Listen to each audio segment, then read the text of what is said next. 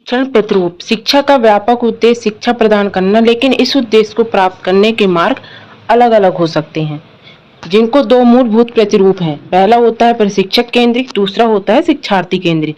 प्रशिक्षक केंद्रित दृष्टिकोण यह शिक्षण का परंपरागत दृष्टिकोण है। इसमें शिक्षक का शिक्षण अधिगम प्रक्रिया, गति, सामग्री, प्रविधि पर पूर्ण नियंत्रण रहता है।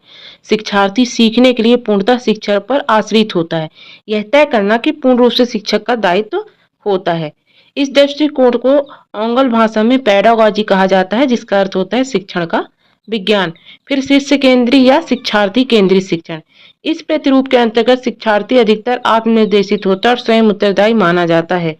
शिक्षार्थी का हित केवल ज्ञान प्राप्त करने तक सीमित नहीं है, बल्कि उसकी विवेचना में भी निहित है। शिक्षार्थी सीखने की गति भी स्वयं निर्धारित करता है।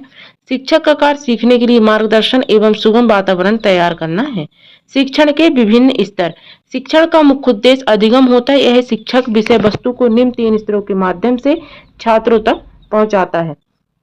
अगर बात की जाए शिक्षण के स्तरों की, तो पहला होता है स्मृति स्तर, जिसे मेमोरी लेवल कहते हैं। दूसरा होता है अवबोध स्तर, जिसे अंडरस्टैंडिंग लेवल कहते हैं। और तीसरा होता है चिंतन स्तर। स्मृति स्तर यानी कि मेमोरी लेवल। शिक्षण के स्मृति स्तर मेमोरी लेवल के मुख्य प्रस्तावक हैं वो हार्वर्ड हैं। यह शिक्षण अधिगम प्रक्रिया का प्रारंभिक चरण है। यह तत्वों को कंठस्थ और अभ्यास करने के लिए प्रेरित करता है।